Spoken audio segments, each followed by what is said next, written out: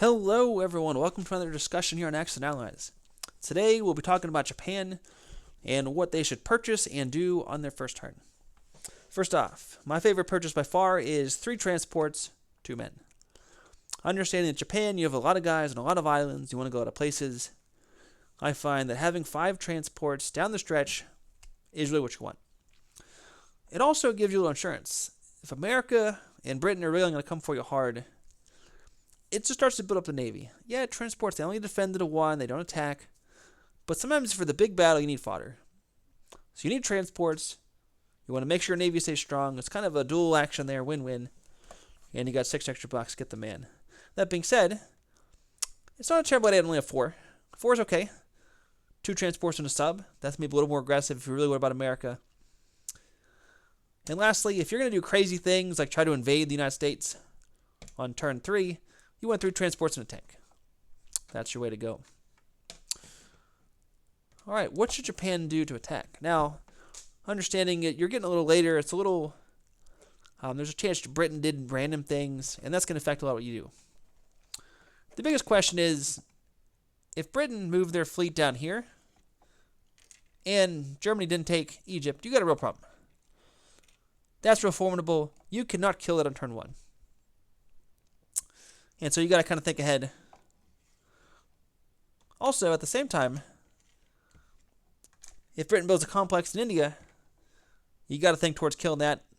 Probably not turn 1, in a couple turns. And really, you got to put everything into taking that as quick as you can. But the bigger question is, A, first off, do you do Pearl Harbor round 2? I generally am not a fan.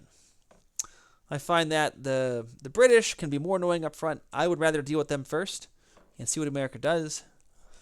But it's okay. It's not a bad way just to really clear out some of the American boats. I must say, though, if you do Pearl Harbor round 2, you got to send 1, 2, 3, 4, 5 boats and a few planes. You can't send half your forces. You can probably win, but you have to notice they can counterattack very strongly. Battleship, fodder, plane, bomber. They have a lot of high hitters they can counterattack with. So you got to send really as much as you can. Maybe you lose your submarine, maybe you don't. Your battleship gets a free hit, but you got to send everybody up there that you can in order to not lose a counterattack. So if you don't do that, though, the question is, where are the British? Can you hit them right now? Can you not? And so, if Britain's here, if this is all they have, then you just wipe them out. One thing I often like to see is the British, they come down here. Now, if this plane is destroyed, Egypt's gone, this is actually a pretty weak fleet.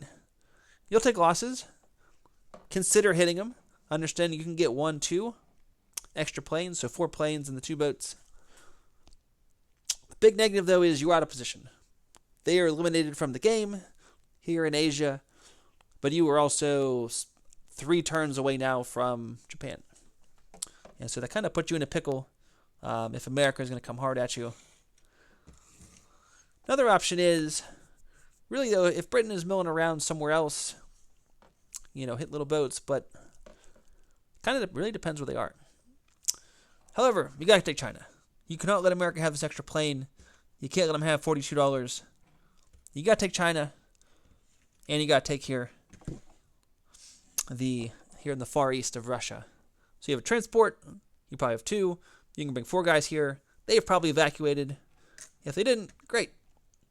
Killing Russians only helps the Germans and the German front so much. If they did something silly, like put 4 guys here, or even 6, hit them hard, and then hit them hard and just take them out.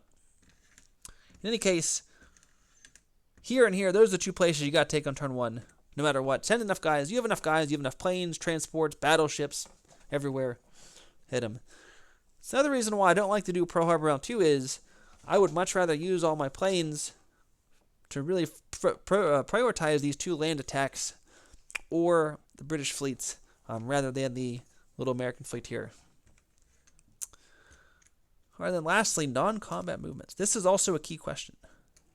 America's lurking. You know what they're going to do. If you don't attack this, the one negative is they're out there. Britain is probably still lurking out somewhere unless they got all their boats killed.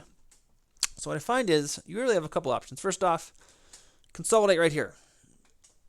So Japan, you start with a lot of boats, but they're really spread out. And that's not what you want. Because the British and the Americans can pick you off slowly, you want to kind of consolidate. You want to have one large navy pretty quickly. Here, this really keeps America at bay. They're going to either have to back up or they're going to get driven out. However, it's often advantageous to go after the British first. In that case, you want to put a fairly large force here. Understanding this is one where you might split into two. Having two larger forces, that's okay. But you don't want to be splintered into several little navies. Big force here to drive the British out. Or maybe the East Indies. This is probably more useful. But putting it here in Sea Zone 36 allows you to go to Japan the next turn. If America gets aggressive and kind of leapfrog a little back and forth, while probably still putting some pressure on the British fleet. Alright guys, hope you enjoyed this video, and as always, have fun playing Axis and Allies.